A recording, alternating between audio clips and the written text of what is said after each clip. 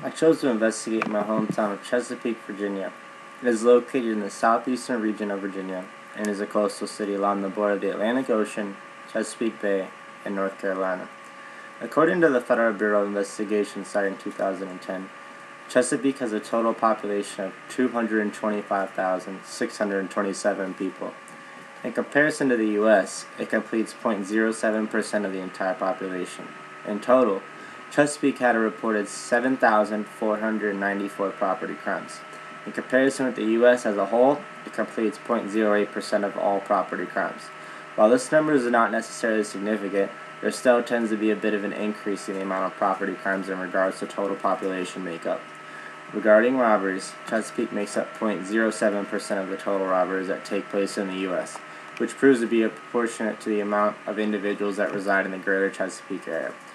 Also, when considering the rate of robberies in Chesapeake with the numbers of the United States as a whole, Chesapeake only makes up 0.05% of total robberies nationwide, which is a relatively significant decrease in proportions. Therefore, it is clear that Chesapeake has fewer robberies than the average city in proportion with their population total.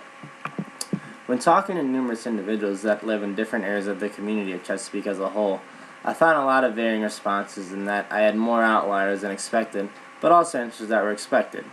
Geographically, Chesapeake is a pretty large and spread out city. There are 10 different high schools in the area, and many ethnicities and socioeconomic differences exist within the confines of the city.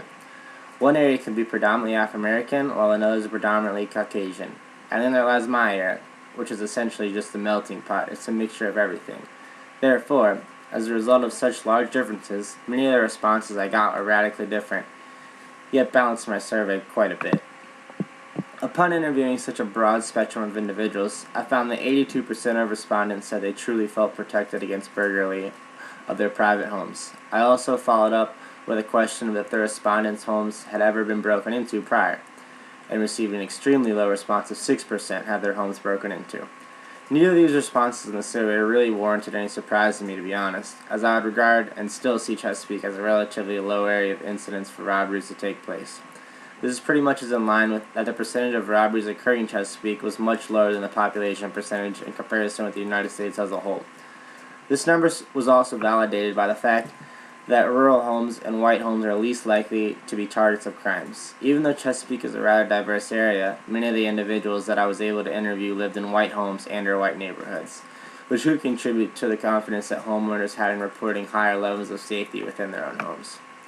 The next response that I investigated was if the respondents could see themselves just taking a casual walk through the neighborhood and feeling as if they could walk alone or if they actually needed a partner to make sure that they were safe.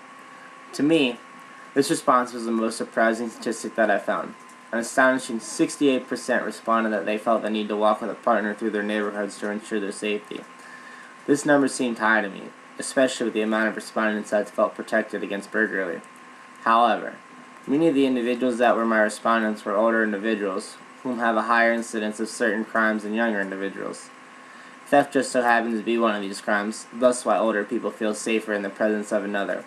I target this as a result of older people not being able to necessarily protect themselves physically, but in the presence of another, their chances are higher of being able to ensure their safety.